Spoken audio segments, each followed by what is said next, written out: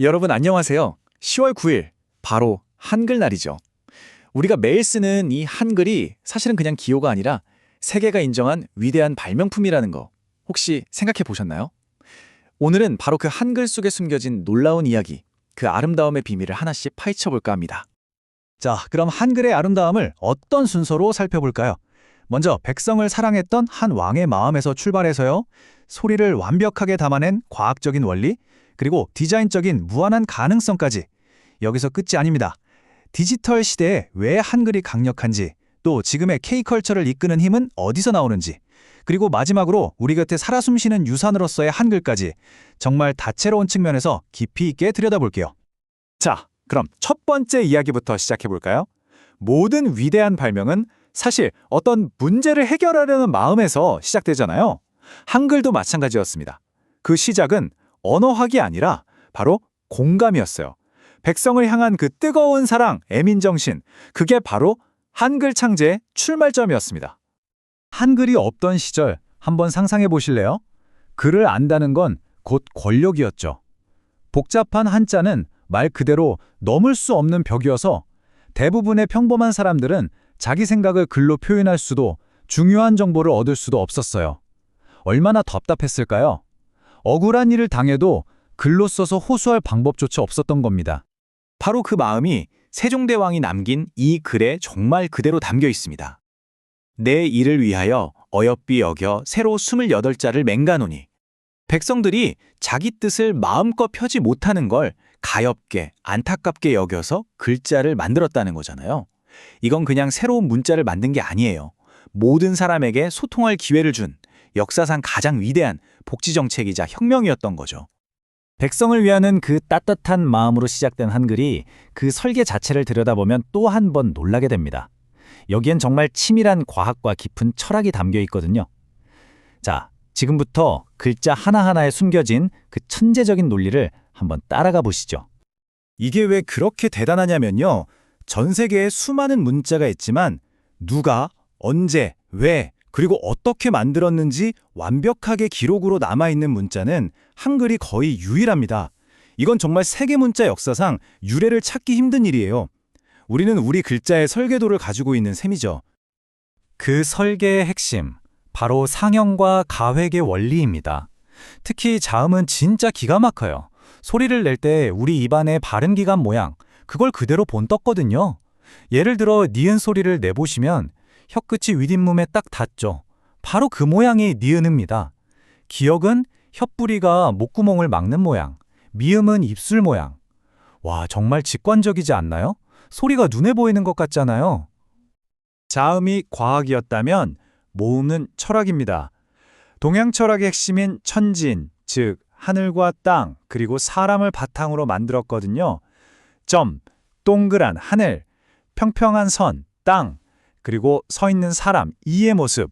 이 세 가지 기본 요소만 조합하면 세상의 모든 모음 소리를 다 만들어낼 수 있다는 거, 정말 심오하고 아름다운 발상이죠. 자, 이렇게 과학적인 원리로 만들어진 글자가 단순히 논리적이기만 한 게 아닙니다. 이 원리 자체가 믿을 수 없을 만큼 아름답고 또 활용 가능성이 무궁무진한 디자인 시스템을 만들어냈거든요. 이제 한글의 미학에 대해 이야기해볼까요? 한글이 시각적으로 딱 봤을 때 안정감 있고 예뻐 보이는 이유, 바로 이 모아쓰기 때문이에요. 초성, 중성, 종성이 하나의 네모난 블럭 안에 딱딱 맞춰서 들어가잖아요. 그래서 글자들이 빽빽하면서도 아주 깔끔하고 가독성도 높아지는 거죠. 마치 잘 설계된 건축물 같아요. 이런 모듈 구조 덕분에 한글은 그야말로 천의 얼굴을 가질 수 있습니다. 똑같은 가라는 글자도 어떤 포트로 쓰느냐에 따라 느낌이 완전히 달라지잖아요. 명조체처럼 획의 굵기 변화를 주면 우아하고 부드러운 느낌이 나고, 고딕체처럼 굵기를 일정하게 하면 아주 힘있고 현대적인 느낌을 주죠. 디자인적으로 정말 무한한 가능성을 품고 있는 거예요. 네, 15세기에 만들어진 이 문자가 600년이 지난 지금 21세기 디지털 세상에서는 과연 어떨까요? 오히려 그 어떤 문자보다 더 강력한 힘을 발휘하고 있다는 사실 알고 계셨나요? 한글 타이핑 속도가 세계 최고 수준이라는 건 많이들 들어보셨을 거예요. 이게 그냥 우연이 아닙니다.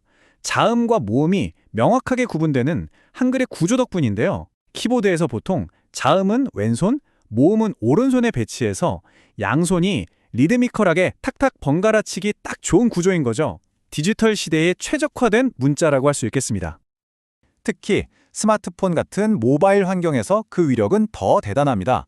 예를 들어 천지인 키보드를 보면 하늘, 땅, 사람을 상징하는 단 3개의 키만으로 모든 모음을 조합해서 입력할 수 있잖아요. 덕분에 작고 불편한 화면에서도 정말 빠르고 정확하게 입력이 가능한 거죠. 세종대왕이 이걸 내다보셨을까요? 정말 놀라운 선견지명 아닌가요? 이렇게 디지털 시대의 편리하고 효율적인 한글은 이제 또 다른 무대에서 그 힘을 발휘하고 있습니다. 바로 전 세계를 휩쓸고 있는 K컬처 현상이죠. 한글은 이제 팬덤의 글로벌 언어가 되고 있습니다. K-팝, K-드라마가 이렇게까지 사랑받는 데에는 여러 이유가 있겠지만 저는 한글의 역할이 정말 크다고 생각해요. 왜냐하면 배우기가 정말 쉽거든요. 창제 당시에 한 학자가 똑똑한 사람은 하루아침에, 어리석은 사람도 열흘이면 배울 수 있다고 말했을 정도니까요. 이보다 더 완벽한 입문용 언어가 있을까요? 배우기 쉽다는 건 그만큼 팬들이 문화에 더 깊이 빠져들 수 있다는 뜻입니다.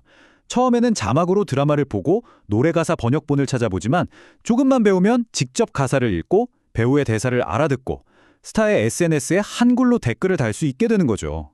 이 낮은 진입 장벽이 팬과 아티스트 사이의 거리를 확 좁혀주는 겁니다. 네, 지금까지 살펴본 것처럼 한글은 그냥 박물관에 있는 오래된 유물이 아닙니다. 지금 바로 우리의 일상 속에서 그리고 전 세계 K컬처 팬들의 열정 속에서 생생하게 살아 숨쉬고 있는 현재 진행형 유산인 거죠. 그럼 이렇게 위대한 유산을 우리는 어떻게 더 아끼고 가꿔 나갈 수 있을까요? 거창한 건 아니에요. 평소에 올바른 맞춤법을 쓰려고 노력하고 잊혀가는 예쁜 순우리말을 찾아서 써보는 것, 가끔은 키보드 대신 손으로 직접 글씨를 써보면서 그 모양의 아름다움을 느껴보는 것도 좋겠죠. 또 국립한글박물관 같은 곳에 들러서 그 원리를 직접 체험해보는 것도요. 이런 작은 실천 하나하나가 한글을 더 빛나게 만들어줄 겁니다. 백성을 아끼는 한 임금의 마음에서 시작해서 이제는 전 세계인을 하나로 묶는 문화의 언어가 된 한글, 그 아름다움의 여정 어떠셨나요? 오늘 이야기를 통해 여러분은 어떤 한글의 새로운 아름다움을 발견하셨는지 한 번쯤 생각해보는 한글날이 되었으면 좋겠습니다.